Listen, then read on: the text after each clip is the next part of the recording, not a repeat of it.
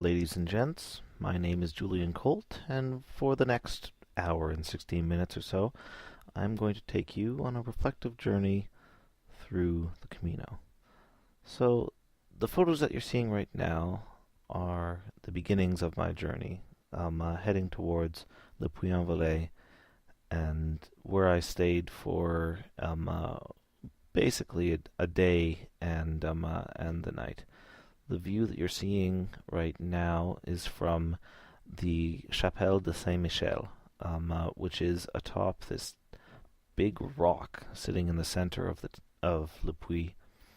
It's full of these beautiful 10th century pieces of art and works. This is at the top of the nearby, that's the chapelle there, at the top of the nearby sort of mountain slash hill, the Virgin Mary wrought all in copper. And the view from there was, as you can see, quite spectacular. This is the view from my window. To the left there is the cathedral. This is within the cathedral itself, the back wall. This cathedral was unique because it had a staircase that descended right in the very center of the cathedral, down and out into the town through these doorways here. And as the pilgrims stepped out onto their route, I like to think you were pointed exactly southwest towards Santiago de Compostela, 1,600 kilometers away. Statue of Saint Jacques. So here are my first steps along the journey. After much long, tiring walk, I finally arrived at the end of my first day, in amongst these beautiful green valley floors and such. The next day's walk was even harder. You basically had to go straight up a hill and come over it to get to this plains city of Sogue. Here's a picture of the Bête de Gévaudan, who's basically the local werewolf of this region of France. The Sasquatch, if you will, of this place. You can see my bag and staff sitting there. I often use my staff in these pictures as a self-insertion, just to give you a sense of, here I am. This the gnome you saw before was just within that big old tree. And these are just some of the sights I saw while walking along. This part of France was filled with pastures where cattle roamed quite freely. And in fact, I often had to roam through the pastures themselves.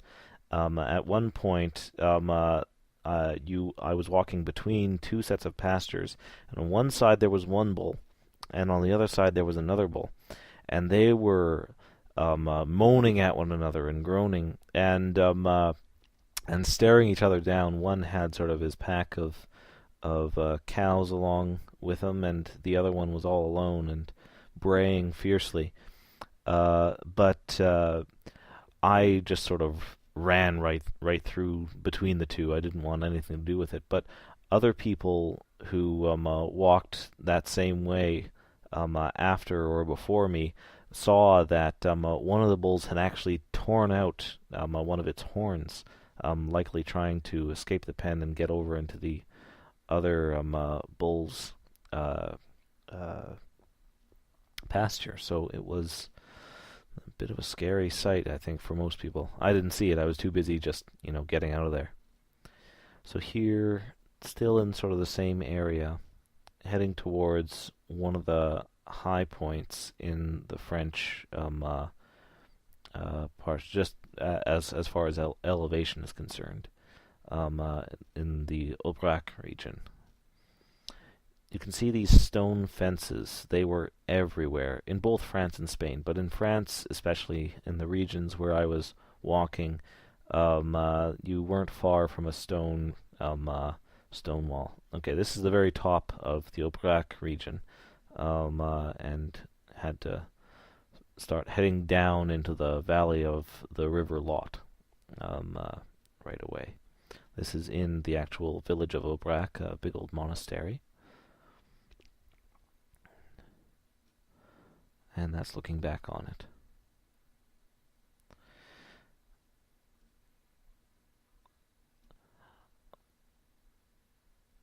The views were so beautiful that I found myself often taking pictures after exiting from things like the forests or dense or dense woodland or whatnot. So whenever I emerged from one of these, I'd just be blown away by the view. So I'd take some pictures. But then I realized, the forests themselves are quite beautiful. So I started taking more and more pictures within the forested paths that I was walking through. A lot of the pictures that you see here, especially of this castle and all that, these are just places that I was walking through and didn't have much time to actually stay and visit. But I in this particular town, Espinac, I think. I went for lunch and had myself what's called a pilgrim's meal, and they served me, I believe it was a big old pot of soup and a side of salad and like a big chunk of chicken that, from what I remember, was just stunningly delicious. But it was way too much food for the middle of the day, so I was regretting it later on. I didn't take many pictures of the streams that I ran through. Oh, before this goes away, this is Conques, which was an absolutely beautiful place to visit. The cathedral there hosted a beautiful organ, and they played it as a concert the night that I was there, and they had it all lit up inside the cathedral so that there was light moving all over the place as the organ was playing, and we were allowed to go up into the second level of the cathedral and walk around it and look down inside as the music was played and as the light show was on. So it was really neat. That's Figeac there. And here is where an interesting moment in my journey started taking place. I was walking along, minding my own business, heading through a little town, but without knowing that the town was actually a crossroads for two other paths, variant routes, all heading in the same direction, but at a significant detriment to the amount of time you'd have to take to get through them. So one thing that I found, however, was that the area that I was walking through was beautiful. So even though I was starting to get little hints that I might be going in the wrong direction, I was enthralled by the beauty of the paths and the little quaint villages that I passed by. And finally I stopped here and stayed the night and had breakfast in this ancient lord's castle that's been converted into a restaurant. You can see some of the outside there, and see a bit more of it in just a moment. Yeah, there it is. That's the bar down below there. And I found out there that, oh yes, I was walking a variant route, and it would take me 4 days rather than 3 days to get to my next destination, which was Cahors. But I decided I was going to go and try and do a sprint and get through it as fast as I could and do it in 3 days if I could, because there were people who were walking the main route that I wanted to meet up with in Cahors. And so off I went. And the second day as you can see, was simply spectacular. Endless rocky outcroppings for me to take pictures of, and the views. We were forced up into the hills around these great sweeping valleys around the river of the Sele, and this was one of the moments that I prized above all else. There was this stone. Uh, Stone wall just right in the way of the path. You can see the arrow slit there, and all these handprints were left by previous pilgrims who grabbed this coppery red mixture and put some water on it and put their hands in it and put it all over the wall there. But I was just enthralled by this idea of this pass that was held, centuries and centuries ago, by one lord or another to prevent people from going through, or perhaps to gain a toll from travelers who went by. So just really interesting history, and all these forts and crenellations all along the way. This region, the along the River Sele, uh, the people seem to have built into the hills. I imagine there must have been quite a bit of war activity around here, and you can see a lot of forts built into the very stone of the mountains around these villages, and you'll see a particularly spectacular one a little bit later on. What you'll note especially is that they built their homes directly into the walls as well. You've already seen a few examples of that, but they just continue. That's such an interesting place from that perspective. I loved this place in the middle of this valley, this lord's house. It looked exactly like the castle in Beauty and the Beast to me. Disney's Beauty and the Beast. And there's the Sele River cutting deep into the mountain there. And here's what I was talking about before. These forts built into the cave systems of these rocky hills. This is the bridge into and out of Cahors, and here I am up above it. I had to climb a staircase, literally cut into the rock here. I felt like Frodo and Sam and Gollum climbing up towards the one of the towers in Mordor in the second movie. And here we have a whole bunch of medieval instruments taken. I took pictures of these, of course, to appease my good father, who so adores these kinds of things. There was in this particular location there was a great interest in ancient medieval instruments, and they had actually, I guess, workshops with a variety of singers and players who worked with that. And here you'll see, I suppose one of the reasons for that group is this cathedral and the pictures that you saw above the door there, and which you'll get some pictures later on focusing up on them.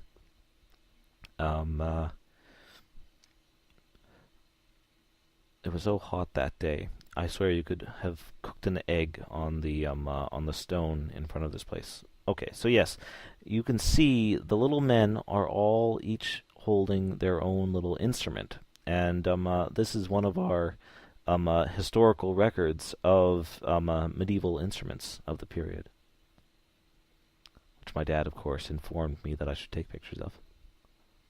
This is the nearby cloister and its many treasures. I was very interested in the artwork that they did here and the sheer amount of detail. In this picture, you could see the ABCD, the alphabet, above there. The smoothness of the art on that stone surprised me so much. It seemed like a modern artistic take, something like you'd see in Samurai Jack, maybe, or that kind of art style. This was a really neat shot. I was astonished how much just coming up over this hill, it looked like there was someone who had painted the road in front of me, and I just couldn't help but stop and take a picture. And of course, I have a deep abiding love for castles, so any castle or tower that I saw along the way, I took pictures of it. Here we are once again in yet another cathedral.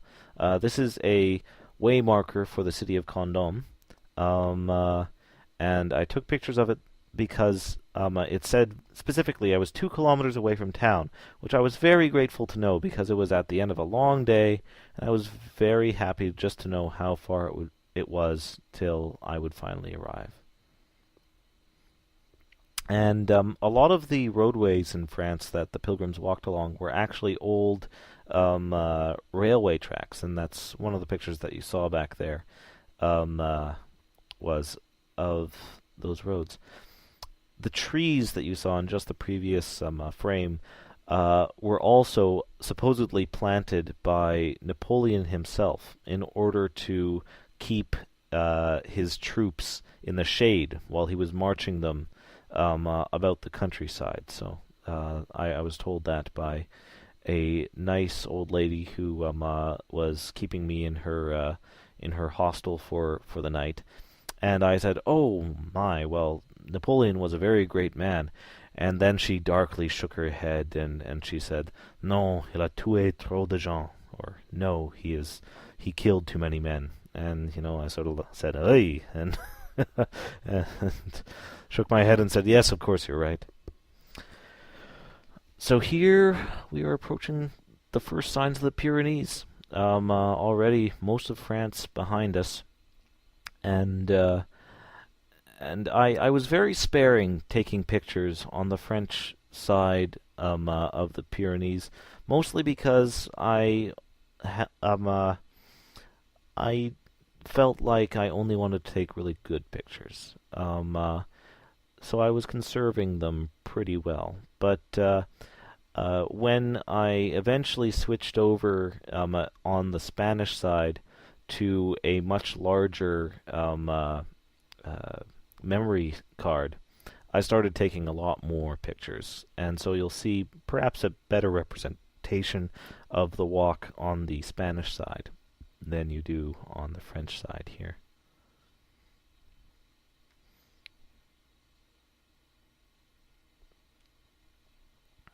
These were just commonplace things you saw all over the place.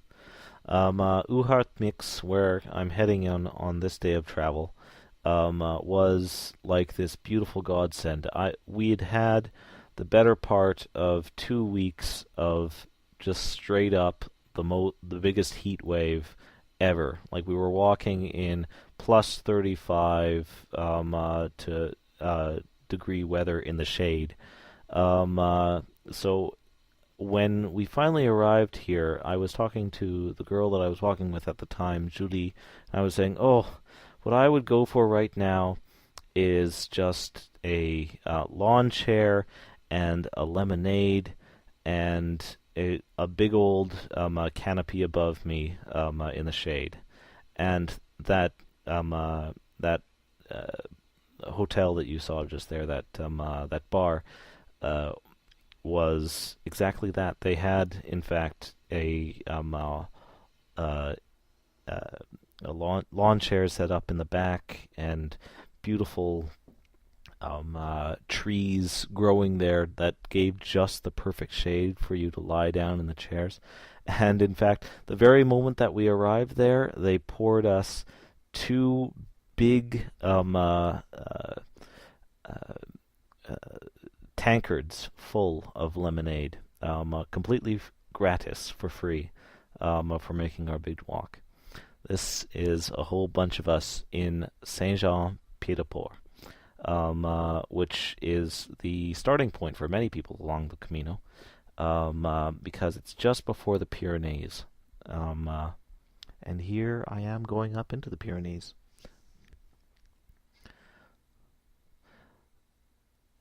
The views up here were astonishing. And this is just after emerging through the cloud cover down below, nearly at the top of the first mountain that we had to climb. And basically from here on, it was almost level because we were walking along the top of this long mountain range.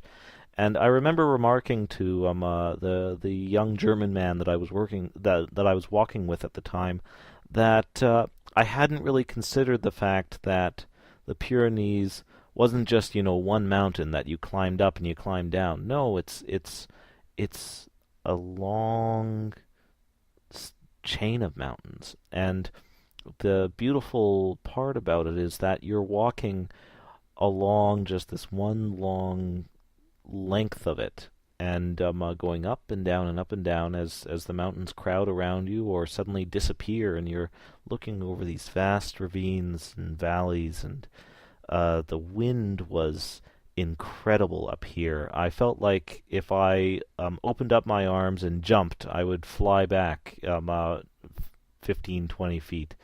Um, uh, I was literally leaning into the wind and just letting it hold me up as I walked forward, despite my bag, despite everything. It was tremendous, which was really nice because after all the heat that we'd had over the past few weeks, I was very, very happy with the fact that after walking all the way up the mountainside to get up there, I was suddenly blow dried, clean, free of sweat and grime, by just a blast of cool, refreshing air. And here I am in Spain. This is Pamplona, where some people might know it from the running of the bulls. They do it here as well as many other places in Spain that I'm going through. But this place had such a spectacular cathedral. I was never able to quite capture the immensity of this thing, but it's astonishing. And there's these two tombs to kings set in the middle. All this gold work and all that. There's the king and queen. And it was here that I sort of realized that, well, all this beautiful gold work and everything is very nice and very impressive. But I had a moment of realization where, well, much of this gold has been bought on the blood of countless people in South America, as a for instance, and in endless wars, and it was a bit of a sobering moment. And as we continued through Spain, and we came to more cathedrals with this Baroque style, with all the gold work and all that, it was an interesting thing to take note of, that this tradition spread so far and wide across the country, and also that the churches in Spain seemed so much more empty. There was so uh, much less interest from the locals in going to church, I think, and so much more in the tourists. And so you had a lot of pay to enter cathedrals and churches in Spain, whereas in France you could literally enter any church, any cathedral around. They were unlocked. You could just walk right in. Here is the city of Estella with the young calf or young bull running around for one of their festivals. This was an interesting experience. I'm glad that I was able to see something like this. So, from what I understand, a lot of people try very hard to be around for exactly this time of year and somehow miss it. But I suppose I was lucky enough to see it. I felt very bad for the poor calf, though. He was, being tormented by these young teenagers, all toreadors, all of them, and he just seemed like he wanted nothing to do with any of it. But there you go.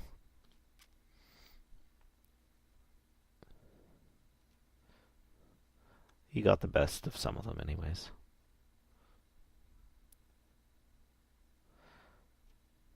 Yeah, I like to get shots of all the boys running away in terror, and then from up above there, they would hiss and boo at them and toss some big bouncy balls and stuff like that.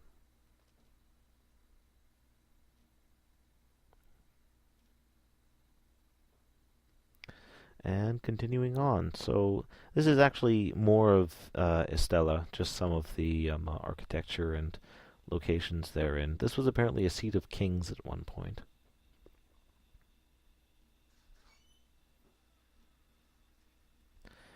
And here we are walking into a very cloudy looking day that never actually came to any rain.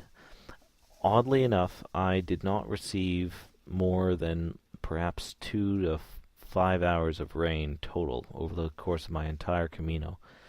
And it was interesting. This day in particular was really neat because you could see along the mountains all around us were these enormous clouds just billowing, trying to get past these mountains and come and drench us all. But I remember saying to my companions at the time as we were going through, God's playing his hand really close to the chest this time. He's bluffing, and we're going to get through this without a single drop of rain. I was almost right. At the very end, just as I got into town, suddenly the sky dumped rain on us, but it was too late for us to get soaked. We hopped into our gîte, and all was well.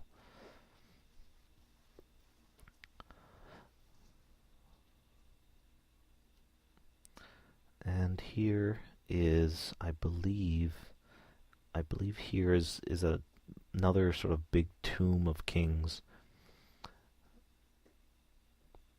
Yes, and these choir pews, you saw them a lot in Spain, just richly designed and covered in just beautiful craftsmanship.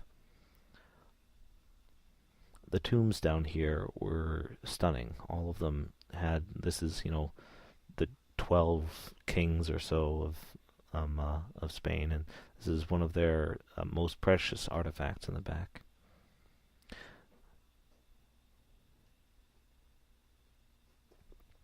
More of the cloister.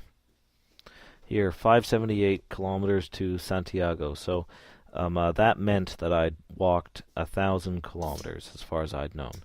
So that's why I took that picture.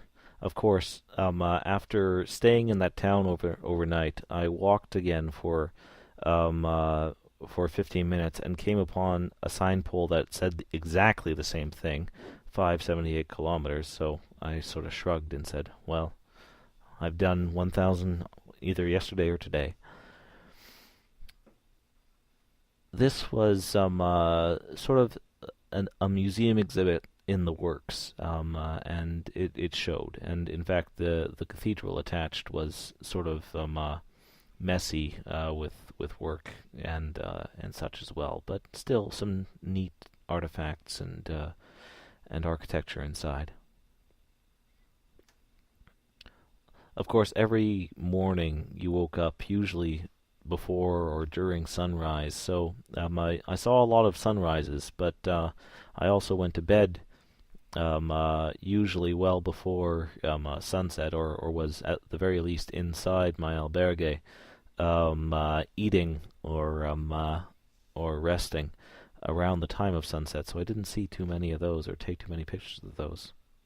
This is Burgos, which was astonishingly huge. Not so much the city, which, I mean, it was large in and of itself, but the cathedral was endless. It was built by some of the richest men in Spain, And the lords' houses just said, "I want a shrine here," and the other lord's house said, "Well, I want a bigger shrine here," and another lord's house came and said, "Well, I want the biggest shrine over here," and they just kept on one-upping one another, left, right, and center, and this is the result: just an enormous structure filled with astonishing architecture. There were some spaces in here that literally took my breath away, and I just sort of sat awestruck, trying to find some angle that gave a sense of the scale that I was looking at as we sat and watched the well, watch not much, but watch the tourists coming in and gaping just as much as me. And the artwork in some of these places. I mean, in this room in particular here, um, the recording, the headset that you had as you were walking along, it said, "Now this was the greatest artwork piece done by this particular artistic master of its time," or so many art critics have said. And it would do that every 10 seconds. You'd walk around another bend, and it would be, "Oh, and this is the greatest medieval sculpture of its time," and things like this, and just astonishing the amount of work. You can see with some of these big Baroque pieces of gold work that they are so high sometimes that they actually start to crowd out the stained glass windows in the original architecture, which is interesting. In a later cathedral, there's actually there was one particular such Baroque installation that was so high that it cut out some of the most beautiful Romanesque artwork. Stained glass. And eventually, the Spanish decided, no, we've got to show this off again, and they made a smaller one. This room was one that captivated my attention utterly and completely. Just every little bit of it was stately and elegant and enormous. I took so many pictures of this place because I honestly thought the scale there was just beyond anything I could truly contemplate. These are the sculptures I mentioned before, by the way, that were, the greatest of the medieval age or what have you. And once again, choir benches, that were astonishing to look at, and these altars and these domes with their lantern in the center there that let in the light from above were so interesting to look at.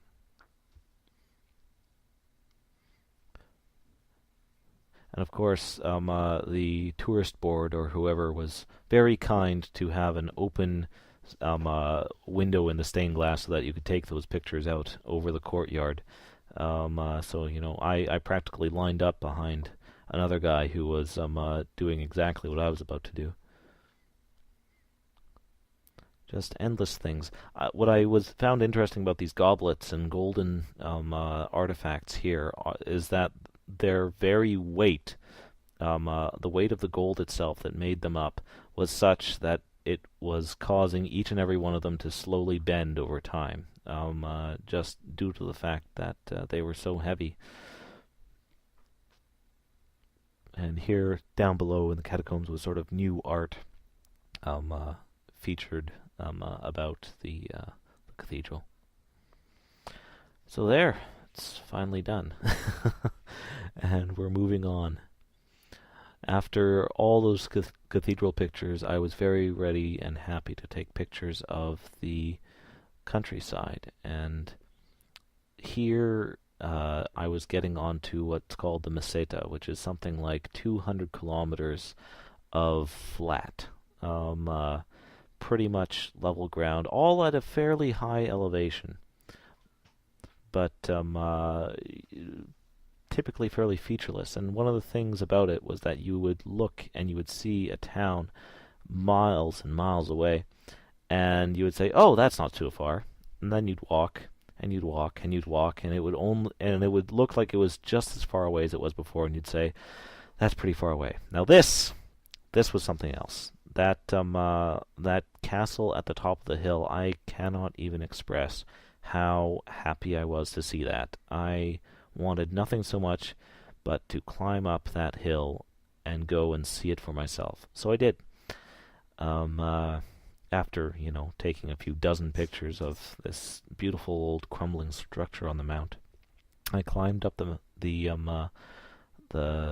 side of the hill and looked around up there. And to my great disgruntlement, the place was locked up. There was a nice big barred gate over the entrance, as you see there. And indeed, it was all just sitting there, being very beautiful and stately and forlorn and empty. And I said to myself, well, those walls look like they could be climbed. So I climbed them, and I went up into the castle. And this was perhaps one of the most enjoyably fun, exciting, adrenaline-filled moments of the entire trip for me, because I just threw caution to the winds and did this because I knew that I had to do it, that I was there, that nobody was around, it wasn't going to be a problem at all. So I went up there and I toured around the place and took pictures and pictures and pictures of this beautiful old ruin.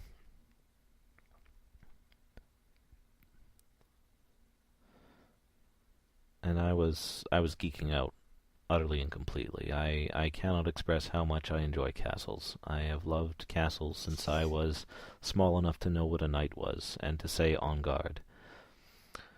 Now, at this point, I started hearing voices from down below. And what were they? Oh, they were the voices of a tour group who were coming up to take a look at the castle, of course.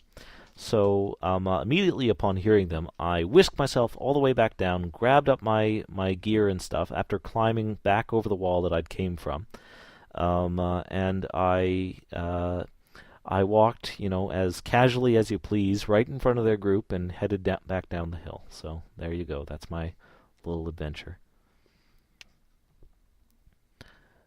And here's some more beautiful cathedrals. Now, this place had a fee for entry, and it was really unfortunate because there was an older lady who came in just after me, and she was asking the attendant there if she could just come in and pray.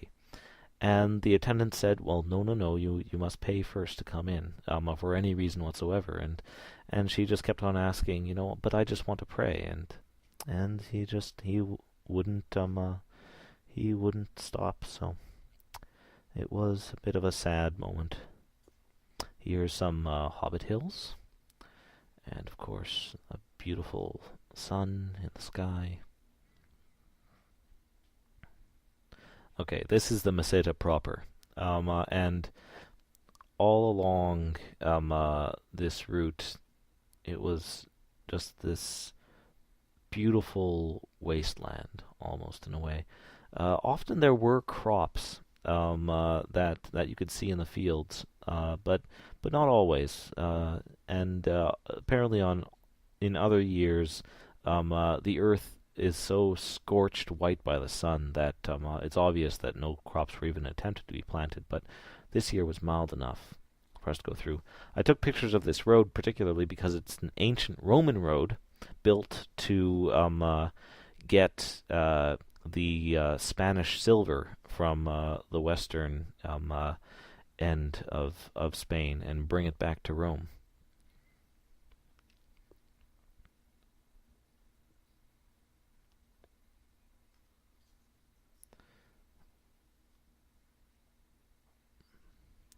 And that's Julie and Natalie. And here we are. I took pictures again of these fortifications because man do I love fortifications. And look how thick these walls are. Just how do you get through that? You don't. This is Lyon. And this is the cathedral that I was mentioning earlier that had a very, very tall Baroque centerpiece that obstructed the view of some of the most beautiful stained glass windows you'll see in these pictures. And just you wait. They are coming. This was yet another place where you had to pay to get in, but it was well worth my time and my money, I would say, for sure. As I said, some of the most astonishing stained glass work that I saw along the whole Camino was found in this cathedral here. The light in this chamber was astonishing. I mean, it was dark and moody, but covered with these great shining rays of mottled color.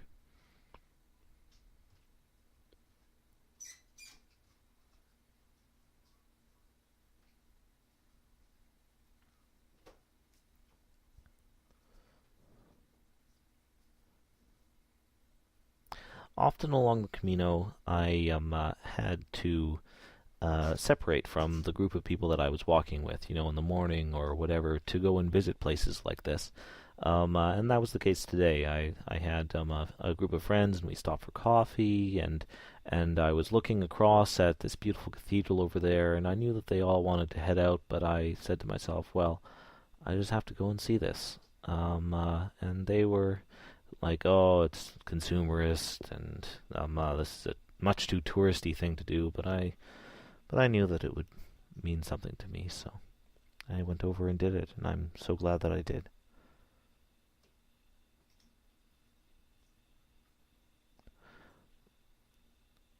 I love taking pictures of these choir pews because they were all so unique, and of course the organ because my dad, and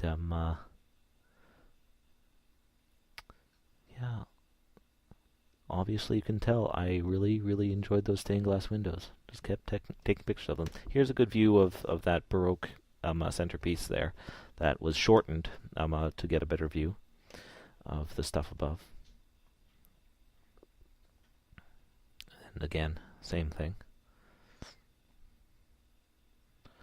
I tried to take every once in a while a few pictures of some of the intense amount of detail that went into all these structures and try and do a close-up view because every speck of work you see there has even smaller specks worked into them, just as beautiful as the whole. This is the largest or longest medieval bridge in Spain, if not Europe, from what I understand. And this is looking over, I can't quite remember the name of this city here, but anyways. This was a neat place. These are Roman ruins, and you can see just how detailed the mosaics and indeed their brickwork is. Oh, that's right. Okay, so this is the Gaudi Castle. Or the Bishop's Castle, and it's just an astonishingly beautiful, completely impractical piece of loving artwork, basically, and just something that I could not get enough of. I took picture after picture after picture of it. But I could not go inside because it was Monday when I arrived here, and apparently, in this particular little city of Astorga, on Mondays, both the cathedral and the this lovely castle here are completely shut to the public. So I had to content myself with just looking at the outsides. So if I ever go back to Spain, you know where I'm heading first. It's Astorga. Now, I also had the single best meal I ever had in Spain, in this city.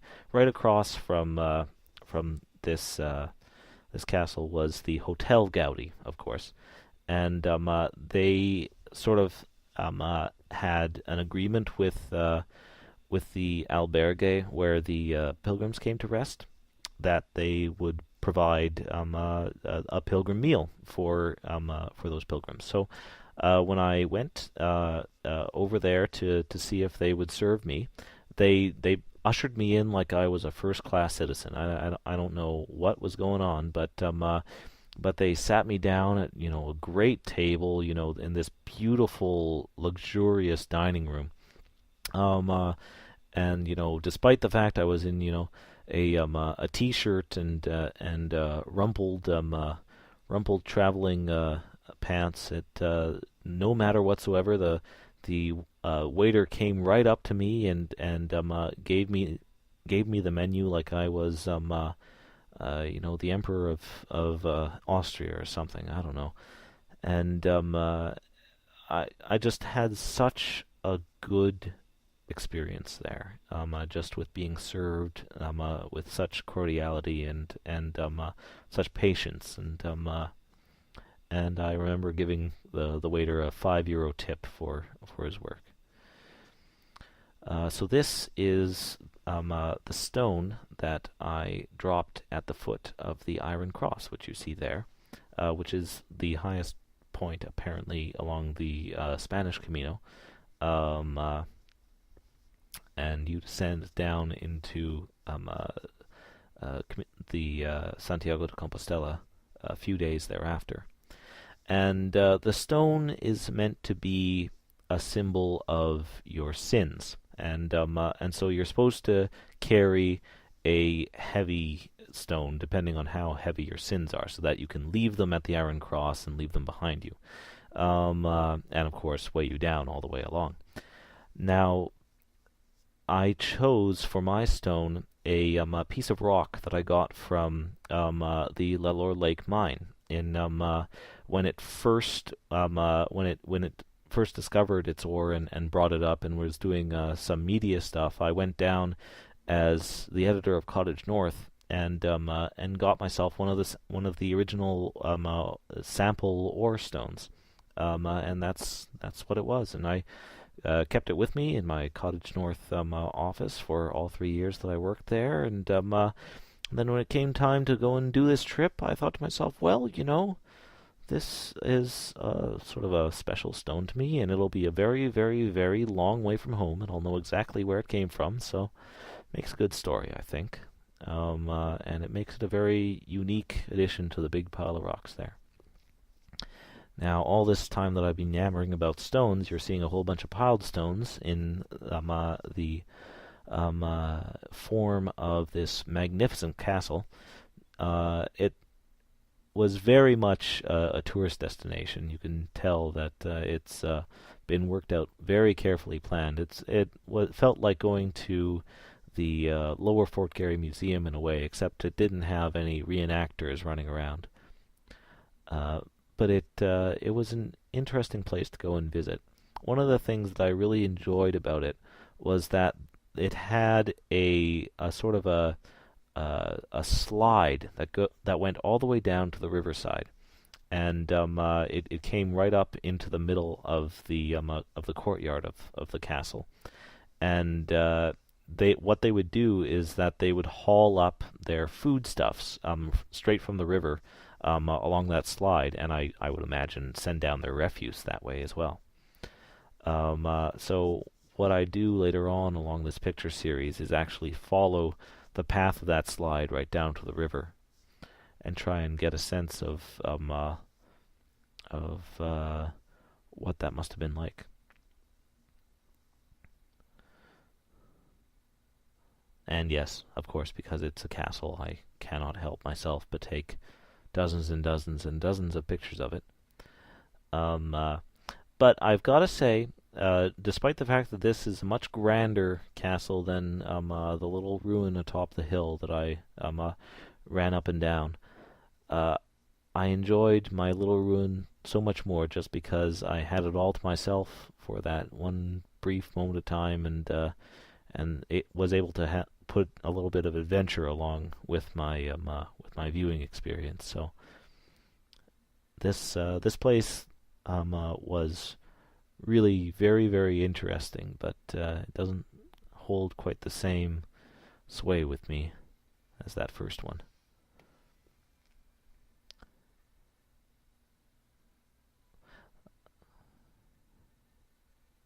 So I think sometime soon I'll start following. Yeah, so this is the way down to that slide that I was talking to you about. Here I am outside again, trying to find my way to where that slide might just so happen to be. I remember looking at these vines creeping up the side of these walls and thinking, well, there's got to be a video game that features something like this somewhere.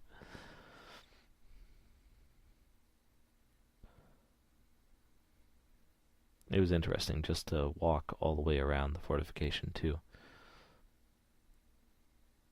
Alright, so I think I'm about to find... Yes, so here's where that gate that led into the structure, and there's the slide itself, barred away.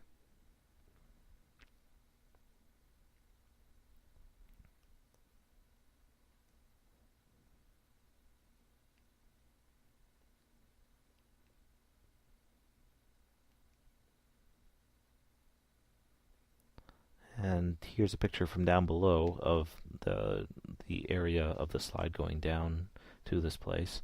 I have no idea if that little stone structure you saw there was a murder hole or an ancient potty, but there it is.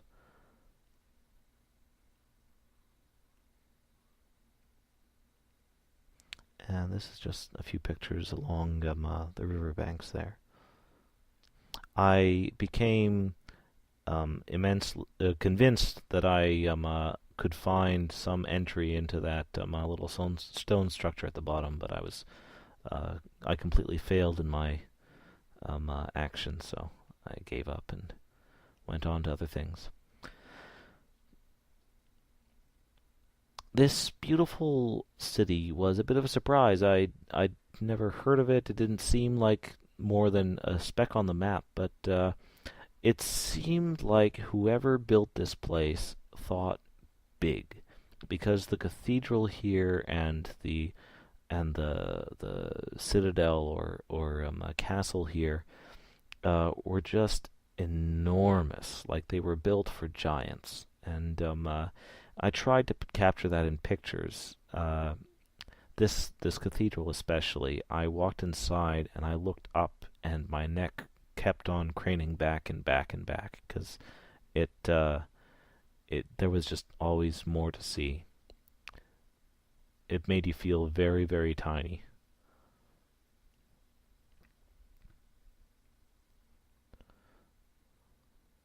And here is the equally simply enormous castle with some of the thickest walls and largest towers I think I saw for the entire trip.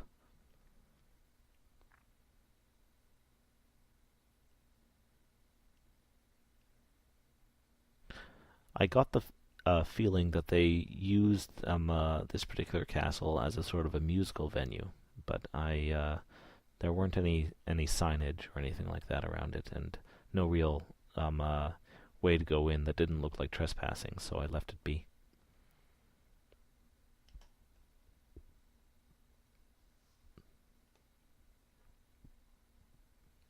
And of course, some catapult balls or something along those lines in the streets.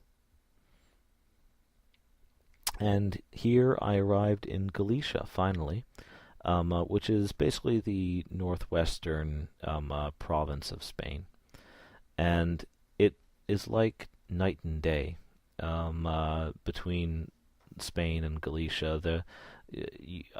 I was walking and walking and walking through these desert lands of grays and yellows and browns, and suddenly I turned a corner and I saw just a wall of green, and I knew that I was in Galicia.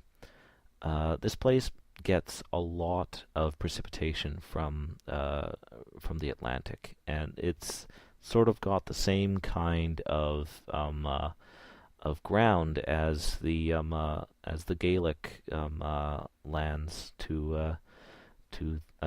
on well, the British Isles, of course, which were apparently the first settlers of this place, and in fact they still play traditional bagpipe here in Galicia. This is one of the most beautiful locations that I came to as well, called Os Ebriero.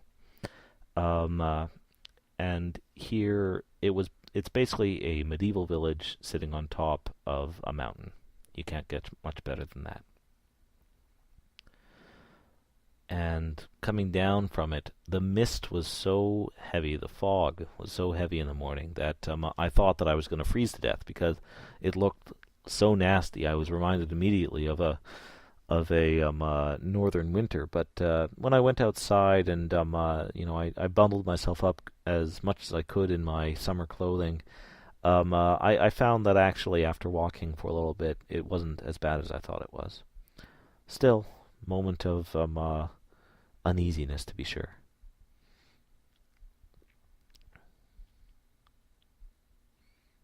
And yes, the horsemen. Now, I found along my travels that the pilgrims who chose to bike the Camino or to walk their horses along the Camino were in some ways a bit of an annoyance to the much lowlier walking pilgrim. The bikers, all that you would hear when they were coming towards you was ring, ring, ring, ring from their little bells, and then you'd know that you had to step aside within the next 2 seconds, otherwise you were about to get barreled over by someone, likely swearing Spanish curses all the way. And then with the horses, I mean, the horses were beautiful, to be sure, but you inevitably came across mounds of horse duty all the way along, and it was not too pleasant, all things considered. Now here you're watching a festival that I just so happened. This is the 50th anniversary musical festival in I think it's Villafranca, something along those lines, or maybe Puerto Moret. I'm sure you've already read whatever it said at the top of these slides here. I was of course Julian Colt comes to a Spanish Gaelic community and goes and sees a musical dancing festival, and gets to take tons of pictures. I just basically put on my Cottage North cap and started taking pictures like a real journalist for you guys. So you get to see all the action right here, right now. There's the bagpipes that I mentioned earlier, along with traditional drum and tambourine. This sounded amazing, actually. They were some really great players, and all the different age groups were out there. You can see here the young elementary kids just having a great amount of fun, and later on they grab their maypole and do a full maypole dance, wrapping the string around all the way down and then unwrapping it perfectly all the way back up. And then the older but young men and women came out and danced as well, several times. They all sort of traded off as each got winded in their turn, and that was interesting too, just seeing the people of sort of my age group going up there and doing these traditional dances. And I said to myself at the time, well, if my family just so happened to be born in Spain, we would absolutely be on the organizing committee, and I would absolutely be up there with a colorful band around my waist, dancing, dancing the traditional dance of my people, I guess. And it's just it felt like an interesting parallel to my life to be watching this. And of course, later on, they came and did a great round dance with everybody else who was in the square, sort of inviting people to join in. And I should have done it, but I used my camera to beg off, and if I had someone else there to poke me in the ribs and say, "Go and do it, Julian," I'm sure I would have, but that's just how it is. I'm running out of things to say about people dancing, and there's so many pictures of them dancing. Well, I'm going to assume that at some point I'm going to get music to go along with this, so I might just let things be silent for a little bit and let that music come and soothe you through the rest of these pictures.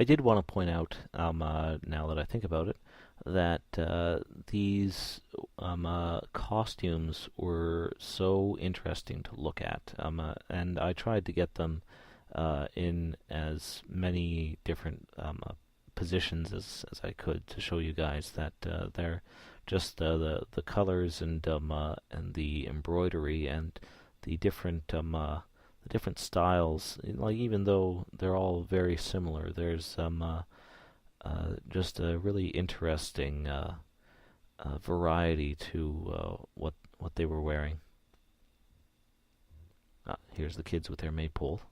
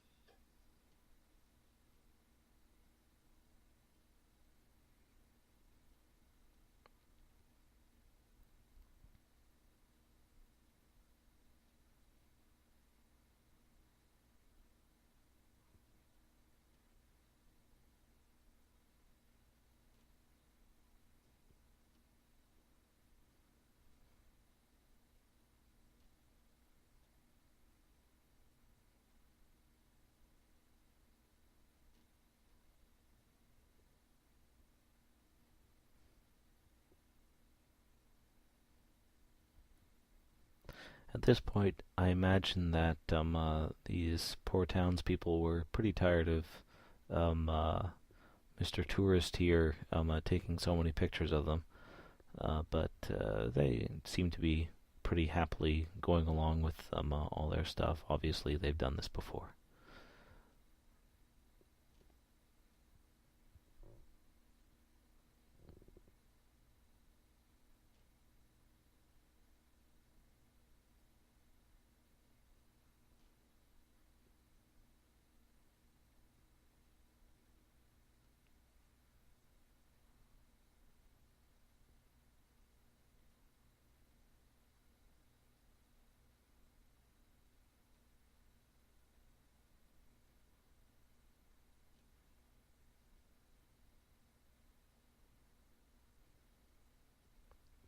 And here they are dancing in the round, as you can see.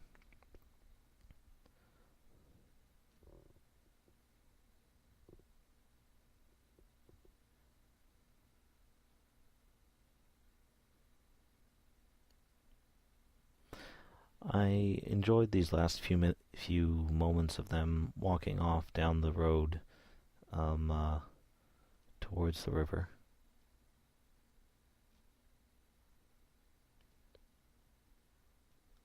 And of course, my tea later on. They in this part of Spain they had a particular cake which was a tort of Santiago de Compostela.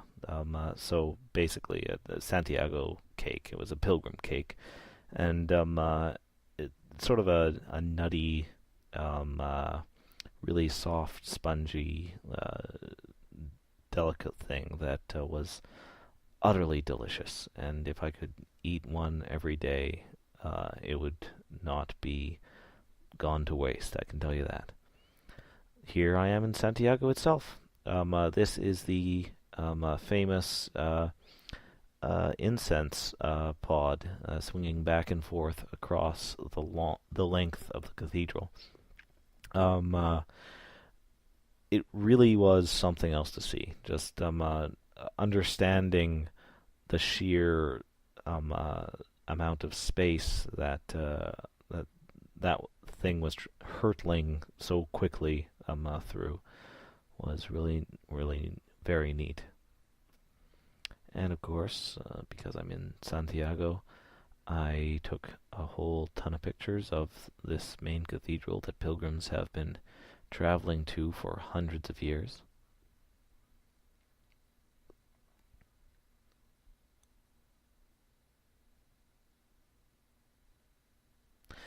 There are a few traditions that are you're supposed to do when you come to this cathedral. One is that there is a particular place that you're supposed to put your hand as you come through the main doors, but that has actually been halted because now they're trying to preserve things there in as a in a sort of a museum setting, and so the handprint left by uh, hundreds of thousands, well, millions of people over the years is barred now from being touched. And the same thing with the saint on the other side. Of course, the handprint is below the Saint Jacques, and the saint on the other side, whom you're supposed to tap with your forehead against his forehead to give you wisdom and creativity. He's also barred from being touched in any way. The only tradition that remains is hugging the saint, who is the enormous golden figure in amongst that altar that you saw there a few times. You can actually climb up behind him um, uh, and reach your arms through two big holes on either side of his shoulders and hug him from behind. And there were quite a few pilgrims who were still doing that. I thought it was silly to hug a saint, so I refrained at the time. Um, uh, there was a neat culture all around Santiago de Compostela. I mean, obviously, a lot of people playing instruments like the Gaelic, uh, uh, the not the horn, the bagpipes that they were playing earlier. They played often in or near the square here.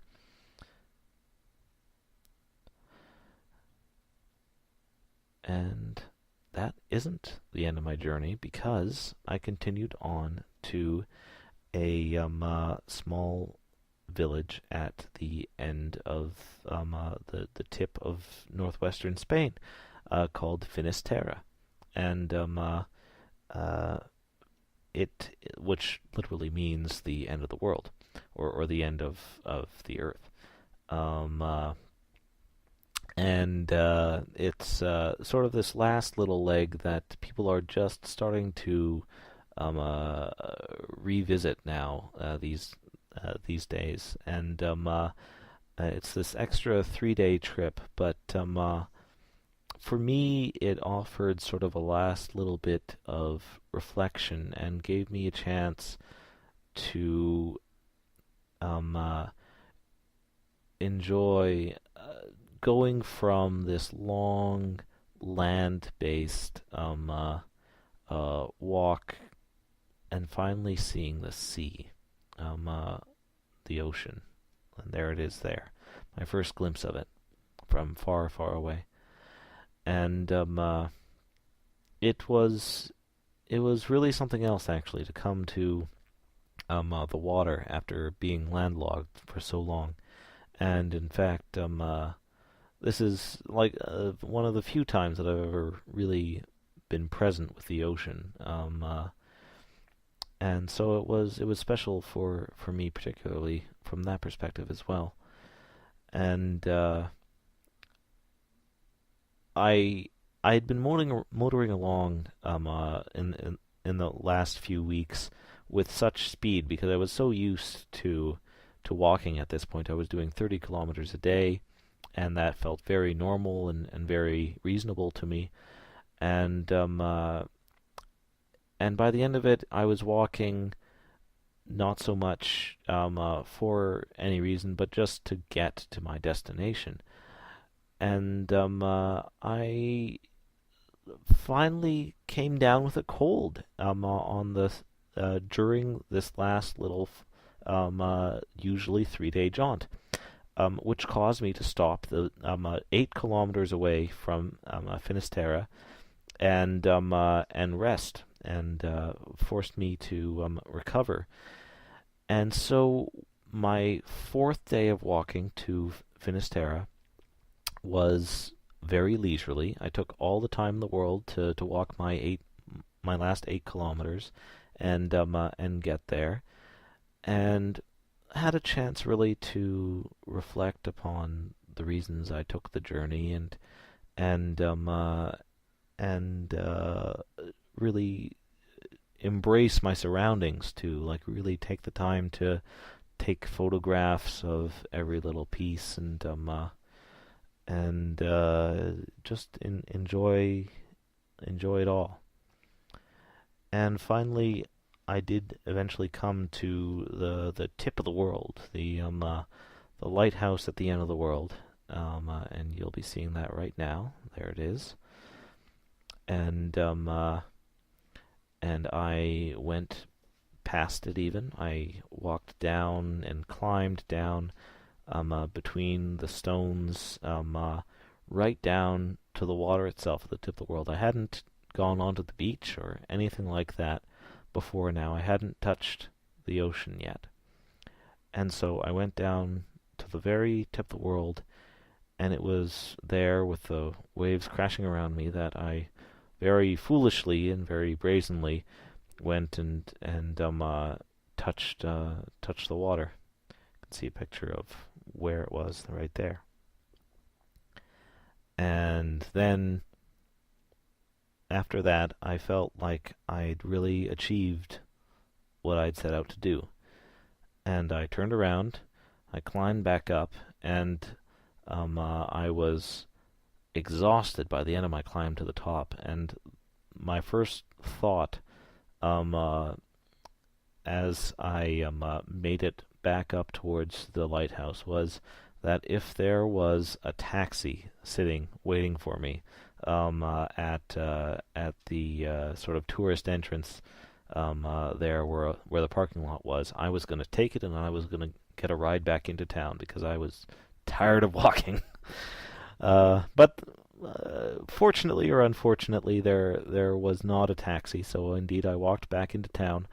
And finally, I got my ticket for the bus to bring me back to Santiago, where I would stay one more night, and then catch a flight out to Paris the next day. And that was sort of the end of my trip. You see there the peace pole. Got another view of it in just a moment, I think.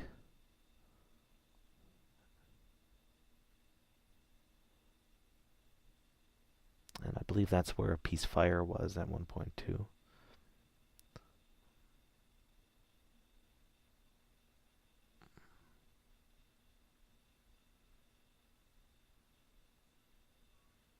Ah, yes. May peace be on earth. May peace prevail on earth. Pardon me.